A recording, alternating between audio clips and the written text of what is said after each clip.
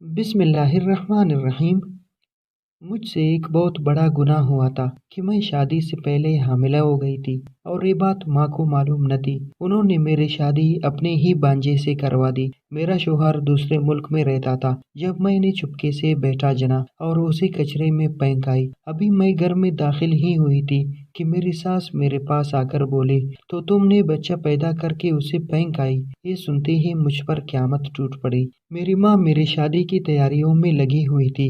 میری خالہ نے اپنے بیٹے کے لیے میرا رشتہ مانگا تھا جو باہر ملک رہتا تھا، اور اماں نے سوچنے کا بھی وقت نہ لیا اور ہاں کر دی۔ میں اماں سے بات کرنا چاہتی تھی اور انہیں بتانا چاہتی تھی کہ میں نے شادی سے پہلے ہی بہت بڑا گناہ کر لیا ہے اور میں حاملہ ہو گئی تھی، لیکن مجھے بات کرنے کا موقع ہی نہ ملا۔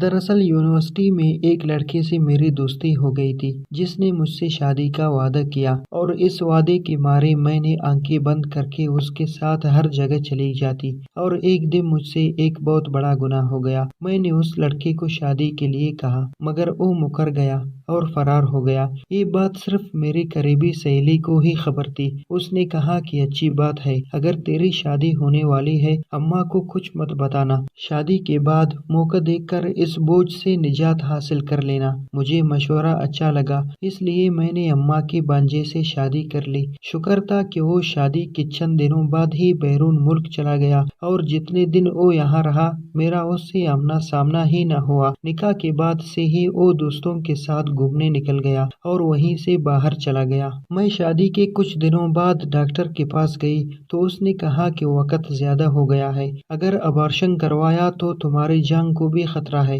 تمہیں اس بچے کو جنم دینا ہی ہوگا۔ میں پریشان ہو گئی۔ اگر خالہ کو پتہ چلتا تو وہ مجھے گھر سے نکال دیتی، اور میری ماں تو شاید میری جان لے لیتی۔ مجھے سمجھ نہیں آ رہا تھا کہ کیا کروں تاکہ میری خالہ کو مجھ پر شک نہ ہو۔ میں نے جھوٹ بول کر خالہ سے لڑائی کر لی اور نیچے والی پورشن میں شفٹ ہو گئی۔ خالہ اپنے کمرے میں ہی رہتی اور تسبیح پڑھتی رہتی۔ اس کے گھٹنوں میں درد تھا، وہ سیڑھیاں اتر کر نیچے نہیں آ سکتی تھی۔ وہ اپنے کمرے میں ہی رہتی اور تسبیح پڑھتی رہتی، اس لیے میں آرام سے اپنے دن پورے کرنے لگی۔ کبھی کبھی مجھے لگتا کہ خالہ میری ایک ایک حرکت پر نظر رکھے ہوئے ہے، مگر چونکہ چور میرے اپنے اندر تھا اس لیے مجھے لگا کہ یہ میرا وہم ہے۔ میرا شوہر تو پردیس جا کر جیسے مجھے بھول گیا تھا، اور مجھے بھی اس کی کوئی پرواہ نہیں تھی۔ مجھے تو صرف اپنی فکر پڑی ہوئی تھی۔ میں نیچے والے پورشن میں آزادی سے رہ رہی تھی۔ کبھی کبھی خود ہی اماں کے پاس گھنٹے 2 گھنٹے کے لیے ہو آتی تھی تاکہ اسے شک نہ ہو۔ ڈاکٹر کے پاس چیک اپ کے لیے جانا ہوتا تو میری سہیلی میرے ساتھ چلی جاتی اور وہاں خود کو میری نند بتاتی۔ جس دن میری ڈیلیوری ہوئی میں نے اس دن ساس کو کہا کہ میں اپنی سہیلی کی شادی پر جا رہی ہوں، 3-4 دن بعد آؤں گی۔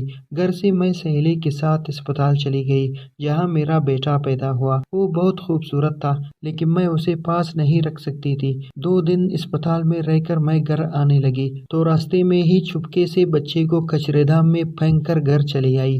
ابھی گھر آئی ہی تھی کہ میرے سانس نیچے اترتی دکھائی دی اور میرے پاس آ کر کہنے لگی، تو تم بچہ پیدا کر کے اسے پھینک آئی ہو۔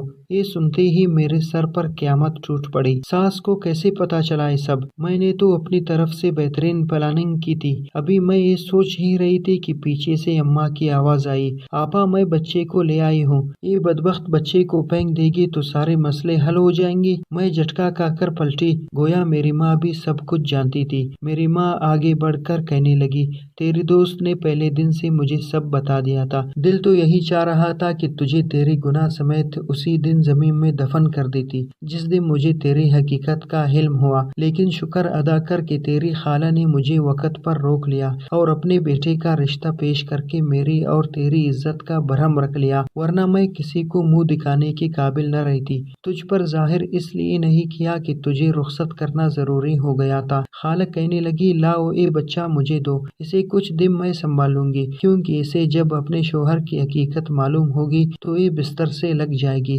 صدمہ پہنچے گا اسے۔ اماں نے مجھے بتایا کہ خالہ کا وہ بیٹا جس سے میری شادی ہوئی ہے وہ ذہنی معذور ہے اور اس کا ذہن ابھی تک بچوں والا ہے۔ خالہ نے لوگوں کے سامنے اپنے ذہنی بیمار بیٹے کی شادی کروا کر اسے دوبارہ باہر بھجوا دیا تھا اور خود میرا بچہ ہونے کا انتظار کرنے لگی تاکہ سب لوگوں کو یہی لگے کہ یہ میری اور میرے شوہر کی اولاد ہے۔ پاکستان میں کسی کو علم نہیں تھا کہ خالہ کا بیٹا پاگل ہے۔ خالہ نے کہا میں نے اپنی بہن کی عزت بچانی تھی بچا لی، اب تمہیں بھی فیصلہ کرنا ہے کہ اب تم اپنے بچے کو لے کر یہاں سے جاؤ گی یا میرے بیٹے کی بیوی بن کر رہو گی۔ میں نے اماں کی طرف دیکھا تو انہوں نے منہ موڑ لیا، وہ میری شکل تک دیکھنا نہیں چاہتی تھی۔ میرے پاس اور کوئی حل نہیں تھا کہ میں اپنی زندگی اپنے معذور اور پاگل شوہر کے ساتھ گزاروں کیونکہ میرے گناہ کی یہی سزا تھی۔ میں نے خالہ کو کہہ دیا کہ میں وہی کروں گی جو آپ کہیں گے۔